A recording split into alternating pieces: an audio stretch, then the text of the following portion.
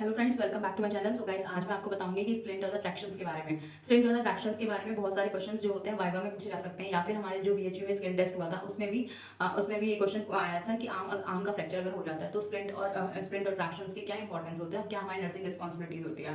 तो चलिए स्टार्ट करते हैं कि अपने स्प्लिंट और ट्रैक्शंस के बारे में कुछ इन्फॉर्मेशन गैदर करते हैं। तो first important thing is a splint. Splint क्या होता है? It is a rigid support होता है with the padding. Rigid support के साथ साथ हम उसे पैडिंग अप्लाई करते हैं। ये स्प्लिंट जो होता है वो प्लास्टर का भी हो सकता है, या फिर हमारा इलास्टिक का हो सकता है, या फिर हमारा क्या हो सकता है मेटल का भी बना हो सकता है। तो स्प्लिंट क्या करता है, जब भी हमारे कोई भी हमारी इंजर्ड एक्सट्रीमिटीज होती है उसमें क्या होता है, जो भी इंजर्ड एक्सट्रीमिटीज हुई है, या फिर हमारे आर्म में फ्रैक्चर हो गया, या फिर मसल पेन हो गया, मसल स्ट्रेन हो गया, तो उस वाली कंडीशन में क्या करते हैं, हम क्या करते हैं इमोबिलाइज्ड।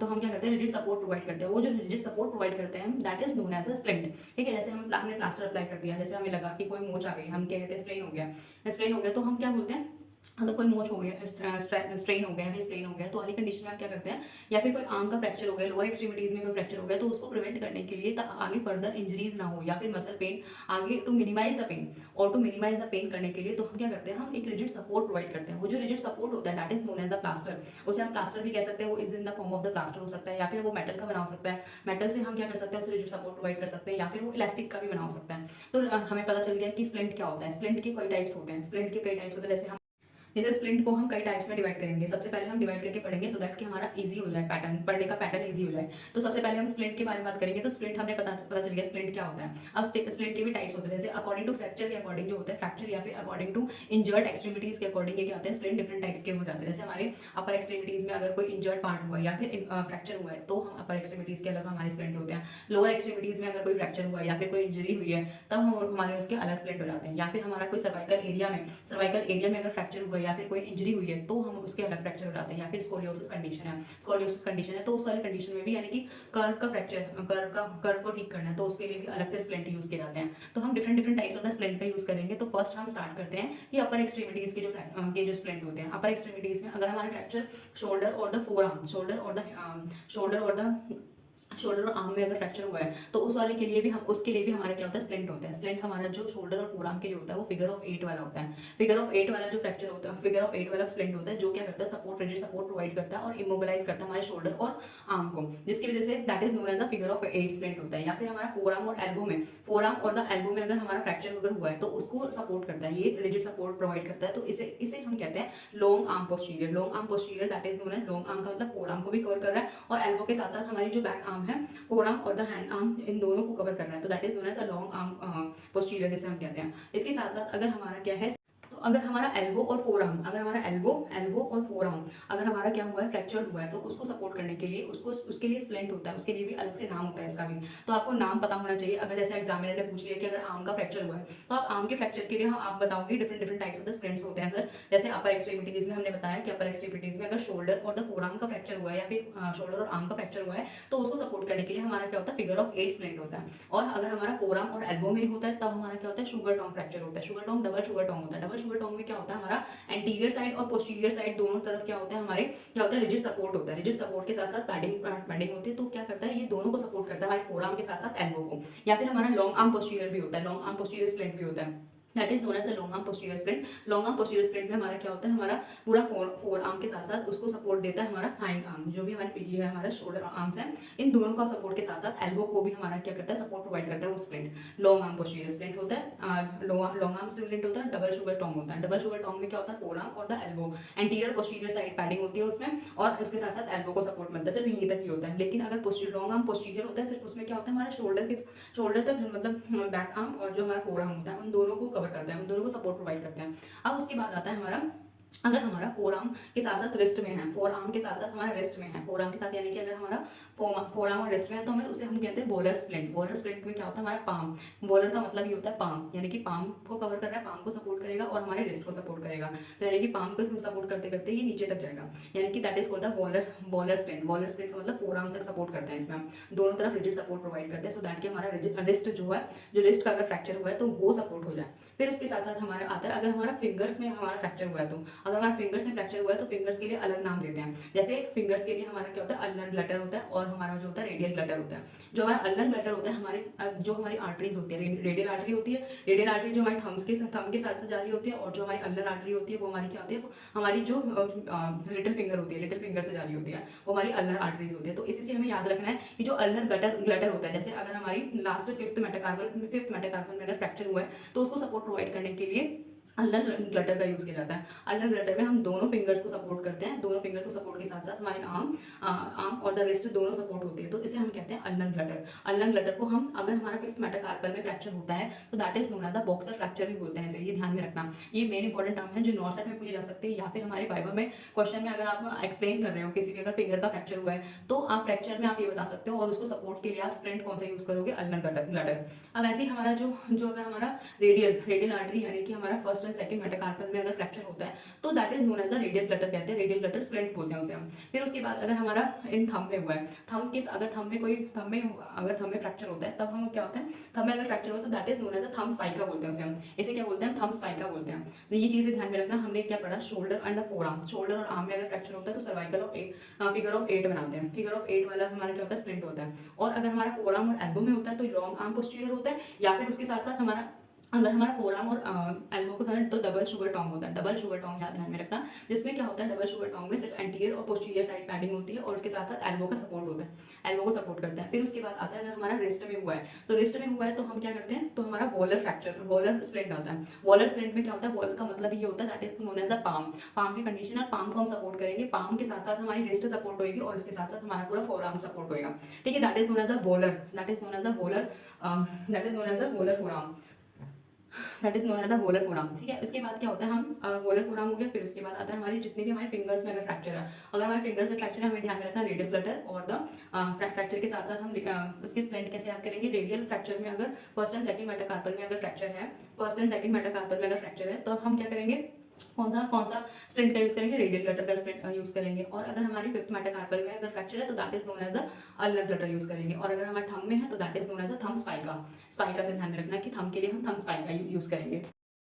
तो अब हम बात करते हैं कि लोअर एक्सट्रीमिटीज में कौन कौन से स्प्लिंट हम यूज करते हैं। लोअर एक्सट्रीमिटीज में अगर कोई फ्रैक्चर हो जाता है या इंजर्ड एक्सट्रीमिटीज हो जाती है तो उसको प्रिवेंट करने के लिए, उसको इमोबिलाइज करने के लिए, उसके पेन को रिलीव करने के लिए या फर्दर इंजरी और रिस्क को प्रिवेंट करने के लिए हम क्या करते हैं, स्प्लिंट का यूज करते हैं। तो अगर हम, हमारा हिप में फ्रैक्चर हुआ है तो हिप में फ्रैक्चर हुआ है तो हम इसे बोलते हैं that is known as a hip spica splint. ठीक है, अगर हमारा नी में फ्रैक्चर हुआ है तो that is known as a knee splint हम बोलते हैं, नी स्प्लिंट बोलते हैं। स्प्लिंट में हम क्या करते हैं, एंटीरियर पोस्टीरियर साइड दोनों साइड हम कवर करते हैं टूवर्ड्स द जहाँ पर फ्रैक्चर हुआ है, फ्रैक्चर के अबव द 2/3 पार्ट को कवर करते हैं और नीचे हम पूरा कंप्लीट कवर करते हैं। दैट इज अगर जैसे मान लो हिप है, जैसे अगर मान लो नी है, नी का फ्रैक्चर हुआ, नी का फ्रैक्चर में हमारी थाइस भी कवर होगी और उसके साथ साथ हमारी लोअर एक्सट्रीमिटीज, लोअर लेग भी पूरा कवर होगा। अगर हम स्प्लिंट कर रहे हैं, स्प्लिंट में हमारा क्या है, प्लास्टर कर किया जा रहा है या फिर हमारा इलास्टिक स्प्लिंट का यूज किया जा रहा है या फिर हमारा क्या हो रहा है, मेटल का स्प्लिंट यूज करा जा रहा है। हमें बेसिकली क्या करना है, रिजिड सपोर्ट प्रोवाइड करना है सो दैट कि इमोबिलाइज रहे। और अगर इमोबिलाइज रहेगा कुछ टाइम तक के लिए तो जो हमारी बोन्स है वो खुद से जुड़ने की कोशिश करेंगी, और जितनी हमारी बोन्स को जितना इमोबिलाइज रहेगा तो उतना ही हमारा पेन कम होगा और पेन के साथ साथ हमारी जो फर्दर इंजरीज होगी उसको प्रिवेंट किया जा सकता है। तो लोअर एक्सट्रीमिटीज में फर्स्ट जो होगा हमारा हिप का फ्रैक्चर है तो that is known as hip spica fracture. Knee का फ्रैक्चर है तो हमारा नी स्प्लिंट हम बोलते हैं उसके लिए। और अगर हमारा एंकल में फ्रैक्चर है तो हम क्या करते हैं, स्टीरअप फ्रैक्चर, स्टीरअप स्प्लिंट बोलते हैं। स्टीरअप स्प्लिंट जैसे हम इमेजेस में मैं बताऊंगी कि जितने जितने इमेजेस मैंने डाल रखी है उसके साथ साथ आप कंपेयर करते रहना, थोड़ी इमेज आपके दिमाग में बन जाएगी तो आपको ध्यान में रहेगा कि किस चीज़ के लिए क्या, बस एक नाम की जरूरत है कि नाम आपको याद हो जाए अच्छे से। फिर उसके बाद आता है हमारा नी स्प्लिंट हो गया, नी स्प्लिंट हो गया हमारा एंगल फ्रैक्चर के लिए हो गया। अगर हमारा पेशेंट को स्कोलियोसिस कंडीशन है या फिर लोअर बैक एरिया में कर्वेचर में प्रॉब्लम है, यानी कि एस शेप हमारी जो है, हमारी लोअर वर्टिब्रल कॉलम जो है एस शेप की है, that is known as scoliosis condition. If the scoliosis condition is there तो हमारा जो फ्रैक्चर, तो हमारा जो स्प्लिंट होता है that is known as Milwaukee splint होता है। ठीक है, उसमें हमारा मिलवॉकी स्प्लिंट का यूज करते हैं। अब इसके बाद हमारा क्या होता है, ट्रैक्शन के बारे में पढ़ेंगे। ये सारे हमने स्प्लिंट के बारे में पढ़ा। स्प्लिंट में जब भी हम स्प्लिंट प्रोवाइड किया जाता है तो नर्सिंग रिस्पॉन्सिबिलिटी सबसे ज़्यादा ये होती है, एक तो टाइट नहीं होना चाहिए। एक चीज़ ध्यान में रखना, फैक्ट्स से रिलेटेड याद रखना। फैक्ट्स रिलेटेड का मतलब पूरे जब भी हम स्प्लिंट हमने अप्लाई कर दिया या फिर प्लास्टर में अप्लाई कर दिया या एक रिजिड सपोर्ट प्रोवाइड कर दिया तो हमें ये देखना है कि वो पर्टिकुलर फंक्शन कर रहा है नहीं कर रहा है। उसके साथ साथ A4 आर्टीरियल पल्स चेक करनी है एंड C4 हम क्या करते हैं, सर्कुलेशन और कैपिलरी रिफिल टाइम चेक करते हैं एंड T4 टेम्परेचर, कोई गर्म तो नहीं हो गया, थोड़ी मतलब जैसे नमनेस तो नहीं है वहाँ पर, या फिर पेशेंट को लग रहा है कि थोड़ा हॉटनेस, थोड़ा रेडनेस या हॉटनेस हो गई है तो उसको उसके लिए भी चेक करना है। फिर S4 हम क्या करते हैं, S4 हम क्या करते हैं सेंसेशन को, टिंगलिंग सेंसेशन वगैरह तो नहीं है पेशेंट को, ये सारी चीज़ें चेक करते हैं। तो हम ये जब भी हम कोई भी स्प्लिंट हम अप्लाई कर रहे हैं तो उसकी स्प्लिंट अप्लाई करने के बाद नर्सिंग रिस्पॉन्सिबिलिटी ये होती है कि सबसे पहले हम फैक्ट से रिलेटेड ध्यान में रखना, फंक्शन प्रॉपर होने चाहिए उसकी। ए फॉर हमारा आर्टीरियल पल्स चेक करनी है, एंड सी फॉर हम कैपिलरी रिपल टाइम चेक करना है। फिर उसके बाद हम टी फॉर टेम्परेचर, कोई गर्म तो नहीं है, हॉटनेस तो नहीं हो रही पेशेंट को। उसके साथ साथ हमें ये भी चेक करना है एज फॉर सेंसेशन, कोई टिंगलिंग सेंसेशन तो नहीं हो रही है। तो ये सारी चीज़ें चेक करनी है और फिर उसके बाद हम चेक करेंगे। फिर ये सारी चीज़ें हमें नर्सिंग रिस्पॉन्सिबिलिटीज में आ जाती है स्प्लिंट में। और अगर हम बात करेंगे कि ट्रैक्शन के बारे में, तो ट्रैक्शन का मतलब ये होता है जब भी हम क्या करते हैं पुलिंग फोर्स होता है। ट्रैक्शन का मतलब होता है जब, और अगर हम ट्रैक्शंस की बात करें तो ट्रैक्शन क्या होता है, traction is a pulling force होता है। It is a pulling force exerted on the muscular skeletal system. यानी कि स्केलेटल सिस्टम में हम क्या करते हैं पुलिंग फोर्स एक्सर्ट करते हैं सो दैट कि हमारी बोन्स जो है उसका रीअलाइनमेंट हो सके। यानी कि अगर कोई एक्सीडेंट हुआ है, एक्सीडेंट में उसको लगता है कि बोन्स डिस्प्लेस हो गया, एक्सरे करके देखा, एक्सरे में ये पता चला कि बोन क्या हो गया, डिस्प्लेस हो गई है। तो बोन डिस्प्लेस होने की वजह से रीअलाइनमेंट, अगर हम बोन का रीअलाइनमेंट करते हैं टू रिलीव द पेन करने के लिए हम क्या करते हैं ट्रैक्शन करते हैं। ट्रैक्शंस में हमारे क्या होते हैं मैनुअल ट्रैक्शन होता है, स्किन ट्रैक्शन होता है, स्केलेटल ट्रैक्शन होता है। मैनुअल ट्रैक्शन में तो जैसे अगर हमारी मोच हो गई है, पैर मुड़ गया है, तब हम क्या करते हैं पेशेंट को, तब हमारे जो घर के बड़े लोग होते हैं तो वो क्या करते हैं मैनुअल ट्रैक्शन करते हैं। मैनुअल ट्रैक्शन का मतलब थोड़ा से घुमा फिराते हैं और थोड़ा खींचते हैं, उसको खींच के जोर से खींचते हैं तो रीअलाइनमेंट हो जाती है बोन की। तो इससे हमारा जो पेन होता है वो रिलीव हो जाता है। लेकिन अगर फ्रैक्चर है, फ्रैक्चर वाली कंडीशन में हम स्प्लिंट प्रोवाइड करते हैं, रिजिड सपोर्ट प्रोवाइड करते हैं टू रिलीव द पेन। ठीक है, अब हमारे क्या है ट्रैक्शन में हम क्या करते हैं, जैसे मैनुअल ट्रैक्शन में पढ़ लिया, अब उसके बाद हमारा स्किन ट्रैक्शन। जो स्किन ट्रैक्शन होता है मोस्टली और बेसिकली जो होता है छोटे बच्चों में किया जाता है स्किन ट्रैक्शन। स्किन ट्रैक्शन में हम कोई मेटल पेन्स वगैरह, अंदर से स्क्रू वगैरह कोई भी चीज़ अप्लाई नहीं करते, सिर्फ बाहर से हम क्या करते हैं पुलिंग फोर्स एक्सर्ट करते हैं, पुलिंग फोर्स एक्सर्ट करते हैं। और जो फोर्स एक्सर्ट करते हैं, जितना वेट हम उस पर बेयर करते हैं that is less than the 5 pound होता है, लेस देन 5 पाउंड होना चाहिए अगर स्किन ट्रैक्शन कर रहे हैं। लेकिन अगर हम स्केलेटल ट्रैक्शन कर रहे होते हैं, स्केलेटल ट्रैक्शन का मतलब ये पुलिंग फोर्स, यानी कि किसी बॉडी मतलब दो जॉइंट्स के बीच में हम पुलिंग फोर्स लगा रहे हैं। और जो फोर्स लगा रहे हैं तो एक जगह जो प्रेशर अप्लाई हो रहा है, वो जो प्रेशर और द फोर्स अप्लाई हो रहा है तो उसके लिए हम वेट बेयर करवाते हैं, that is called the 5 pound से कम होना चाहिए in case of the skin traction में। और जो चाइल्डहुड होते हैं, चाइल्ड में ट्रैक्शन करवाना है तो उसमें हमारा लेस देन 5 पाउंड होना चाहिए। लेकिन अगर स्केलेटल ट्रैक्शन हुआ है तो स्केलेटल ट्रैक्शन में मोर देन 10 to 15 तक चले जाता है। ठीक है, स्केलेटल ट्रैक्शन में, और वो अडल्ट में होता है। तो इसके बाद हम बात करेंगे स्किन ट्रैक्शंस में। स्किन ट्रैक्शंस में हमारा क्या होता है बक्स ट्रैक्शन होता है। बक ट्रैक्शन में हमारा क्या होता है बक ट्रैक्शन होता है, और हमारा रूसल ट्रैक्शन होता है, बेरियन ट्रैक्शन होता है, डनलप ट्रैक्शन होता है और गैलोस ट्रैक्शन होता है। तो इसमें हमारे जो बहुत सारे टाइप्स ऑफ ट्रैक्शन होते हैं जिसमें हम बेसिकली 4 पढ़ेंगे। जो हमारे क्वेश्चन में पूछा जाता है बहुत रेयर ही पूछा जाता है क्वेश्चन, लेकिन आपको पता होना चाहिए कि in case of the viva point of view और हमारे जो स्किल टेस्ट जो भी अब जितने भी रिसेंटली एग्जाम्स हो रहे हैं उसमें स्किल टेस्ट बहुत ज़्यादा इंपॉर्टेंट हो गया है। और स्किल टेस्ट में हमें ये पता होना चाहिए ट्रैक्शंस क्या होते हैं, ट्रैक्शन से रिलेटेड और सारी चीज़ें क्या होती हैं, तो हमें पता चल होना चाहिए स्किन ट्रैक्शन। स्किन ट्रैक्शन में ट्रैक्शंस में हमने 4 ट्रैक्शंस को पढ़ना है, जिसमें स्किन ट्रैक्शन में मोस्टली ये रखना है कि जितना भी हमने वेट अप्लाई करना है तो वो लेस देन 5 पाउंड से कम होना चाहिए। ये मोस्टली जो होता है हमारे चिल्ड्रंस में होता है। अगर चिल्ड्रन में कोई भी फ्रैक्चर हुआ है तो उसमें हम क्या करते हैं, चिल्ड्रन में अगर कोई फ्रैक्चर हुआ है तो हम क्या करते हैं स्किन ट्रैक्शंस का मोस्टली यूज़ करते हैं। ठीक है, फर्स्ट जो होता है हमारा बक ट्रैक्शन होता है, सेकंड हमारा Russell traction, third is the variant and the gallows traction and fourth is the Dunlop traction. हमारे 4 ट्रैक्शंस को ध्यान में रखना, इनसे रिलेटेड क्वेश्चन आ सकता है। तो फर्स्ट इज द हमारा बक ट्रैक्शन। बक ट्रैक्शन का मतलब फीमर बोन में, अगर हमारे फीमर बोन में कोई भी फ्रैक्चर हुआ है तो that is known as the Buck traction. और रूसल ट्रैक्शन वो होता है जब हमारा क्या होता है अगर हमारा रूसल ट्रैक्शन का प्रोकैंट्रिक एरिया में हमारा क्या होगा फ्रैक्चर होगा तो that is known as the Russell traction. फिर उसके बाद वेरिएंट ट्रैक्शन या गैलो ट्रैक्शन जो होता है हमारा शाफ्ट ऑफ द फीमर में होता है। शाफ्ट ऑफ द फीमर जो हमारा इलियम प्यूबिस एंड इस्चियम से कनेक्ट होती है, जो हमारा शाफ्ट जो upper part of the femur का अपर पार्ट होता है, तो दैट इज द कंडीशन। अगर इसमें फ्रैक्चर हुआ है तो that is known as the Bryant fracture और द गैलोस ट्रैक्शन। ठीक है, बेरियन फ्रैक्शन और द गैलोस ट्रैक्शन हम यूज करते हैं उसमें। ट्रैक्शन का मतलब वहीं पर ही हम क्या करते हैं फोर्स अप्लाई करते हैं और उसके बाद वेट बियर कर देते हैं, और वेट जो होता है हमारा 5 पाउंड से कम होना चाहिए। फिर उसके बाद डनलप ट्रैक्शन होता है। Dunlop traction head of the humerus में अगर फ्रैक्चर हुआ है तब हम क्या करते हैं उसमें हम ट्रैक्शन अप्लाई करते हैं, पुलिंग फोर्स अप्लाई करते हैं और वेट बियर कर देते हैं case of the head of the humerus से लेके फिर पेट से कनेक्ट कर देते हैं। फिर उसके बाद हमने पढ़ा कि स्किन ट्रैक्शंस हमने पढ़ लिए, 4 तरह के ट्रैक्शंस पढ़ लिए। फिर उसके बाद स्केलेटल ट्रैक्शन। स्केलेटल ट्रैक्शन में हमारा क्या होता है हेलो ट्रैक्शन होता है। हेलो ट्रैक्शन में अगर हेड में कोई इंजरी हुई है, कोई एक्सीडेंट हो गया और हेड में इंजरी हो गई है तो सारी जो बोन्स है वो डिस्प्लेस हो गई है, उसको बोन को रीअलाइनमेंट के लिए तो हम क्या करते हैं हम स्केलेटल ट्रैक्शन करते हैं। स्केलेटल ट्रैक्शन में 10 to 15 पाउंड से ज़्यादा हम वेट बेयर कर सकते हैं। उसके साथ साथ हमारा जो ये जो होता है स्केलेटल ट्रैक्शन होता है, इसमें हमारा फर्स्ट जो होता है हेलो ट्रैक्शन होता है। हेलो ट्रैक्शन जो होता है हेड पे पूरा कवर होता है और और इसमें जो होता है मेन चीज़ ये ध्यान में रखना, जो स्केलेटल फ्रैक्शन होता है स्क्रू पिन्स वगैरह का यूज़ किया जाता है और जो हमारे अंदर अंदर तक इंसर्ट किया जाता है जो स्क्रू और पिन्स होती हैं।